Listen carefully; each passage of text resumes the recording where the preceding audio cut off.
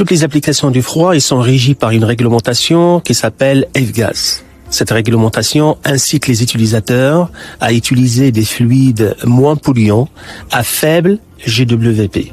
C'est dans ce cadre-là, et parce que Easy Froid est consciente et soucieuse de cet effet de l'environnement, que nous avons déclenché ensemble une opération de proof of concept pour faire la démonstration de passage sur un conteneur maritime d'un fluide standard, habituel, le R134A, vers un fluide beaucoup plus vert.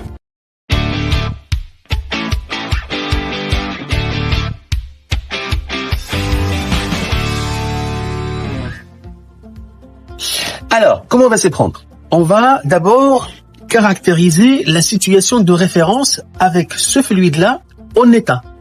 Et donc, pour ça, on va mettre un protocole de test qui consiste tout simplement à mettre des capteurs de température un petit peu partout.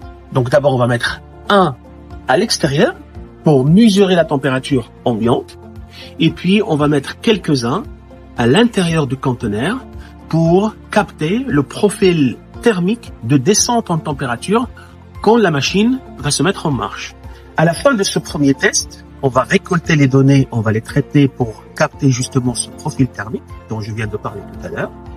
Et puis, on va changer le fluide, on va faire ce qu'on appelle un rétrofit.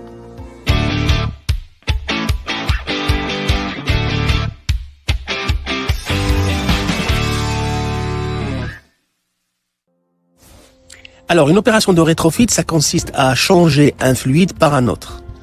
Donc là, en l'occurrence, on avait le 134A qu'on va changer avec le 513A. Comment ça se passe? La première chose, c'est de récupérer le fluide qui est à l'intérieur. Pour ça, on utilise cette machine de transfert et comme vous le voyez ici, le fluide passe à travers cette machine pour le mettre sur la bouteille de transfert.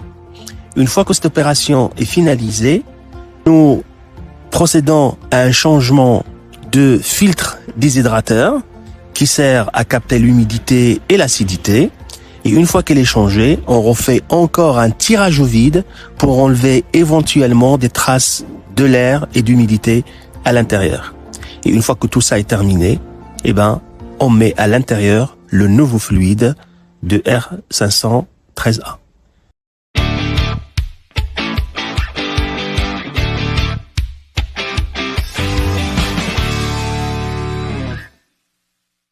C'est de réduire l'impact carbone des fluides frigorigènes utilisés habituellement, notamment le R134A avec un GWP de 1300, vers un fluide beaucoup plus vert, dont on réduit l'intensité carbone de plus que 50%, il est exactement à 631, et donc on a quelque chose qui est beaucoup moins impactant pour l'environnement.